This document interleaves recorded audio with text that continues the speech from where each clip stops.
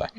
তো এই জন্য আপনি নির্দ্বিধায় এখানে দান হিসাবে সাদেকা বা জাকাত দিতে পারবেন যদি তিনি জাকাতের হকদার হন। 17 বছর বয়সী ভাইয়ের সাথে সফর করা যাবে কিনা? উত্তর হলো হ্যাঁ। 17 বছর বয়সী ভাই একজন প্রাপ্তবয়স্ক পুরুষ শরিয়ার দৃষ্টিকোণ থেকে, ফলে আপনি একজন নারী হিসাবে তাকে মাহরাম গণ্য করে সাথে নিয়ে সফর করতে পারবেন, কোনো অসুবিধা হবে না। সালাতের সময় আশপাশে মানুষ থাকলে আমার ডিস্টার্ব হয়, অনেক সময় রিয়াও হয়ে যায়, তাই আমি একা একটা অন্ধকার ও নির্জন স্থলে সালাত পড়ি। এ সম্পর্কে শরিয়া কি বলে?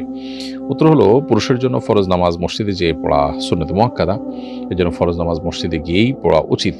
আর নফল নামাজ নির্জনে বা অন্ধকারে পড়া যেতে পারে। আপনার রিয়া হয়ে যেতে পারে, এই চিন্তা থেকে আপনি ফরজ নামাজ যদি মসজিদে গিয়ে না পড়েন তাহলে আপনি গুনাহগার হবেন, রিয়া হইলেও হবে, তারপর আপনাকে মসজিদে গিয়ে নামাজ আদায় করতে হবে।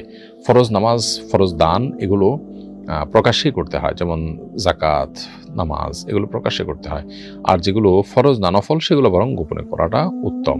আমার স্বামী মারা যাওয়ার পর আরেকজনের সাথে বিবাহ বন্ধনে আবদ্ধ হয়েছি। প্রথম সংসারে আমার সন্তান আছে, দ্বিতীয় সংসারেও সন্তান আছে।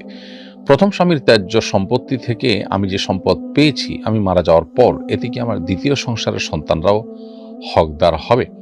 উত্তর হলো হ্যাঁ। আপনার যে সন্তানরা সরাসরি আপনার গর্ভ থেকে দুনিয়াতে এসেছেন তারা সবই আপনার সন্তান। অতএব আপনি প্রথম স্বামী থেকে পান কিংবা দ্বিতীয় স্বামী থেকে পান, উপার্জন করে নেন কিংবা কেউ আপনাকে গিফট করুক, যে সম্পদগুলো আপনি রেখে যাবেন আপনার মৃত্যুর পর সেগুলো আপনার সন্তানরা সবাই সেগুলোর ভাগ পাবে।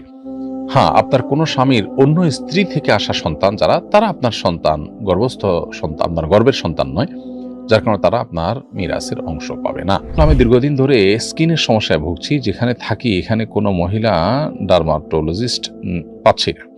গাইনোকোলজির একজন মহিলা চিকিৎসক দেখিয়েছিলাম, তবে সেরকম কাজ হয়নি। এমত অবস্থায় আমি কি কোনো পুরুষ ডার্মাটোলজিস্টকে দেখাতে পারবো কিনা? উত্তর হল হ্যাঁ, অবশ্যই বোন, আপনি দেখাতে পারবেন। যদি কোনো নারী চিকিৎসক আপনার এই রোগের জন্য ভালো না পান, তাহলে সেক্ষেত্রে পুরুষ চিকিৎসকের কাছে আপনি দেখাতে পারবেন। যেটুকু জায়গা না দেখালে নয়, সেটুকু জায়গায় শুধুমাত্র ডাক্তারকে আপনি দেখাবেন এবং পরিপূর্ণ পর্দা করে আপনি তার সেবা নিতে কোনো অসুবিধা নেই। কালো ছাড়া অন্য রঙের বোরকার মাধ্যমে কি পর্দা হবে?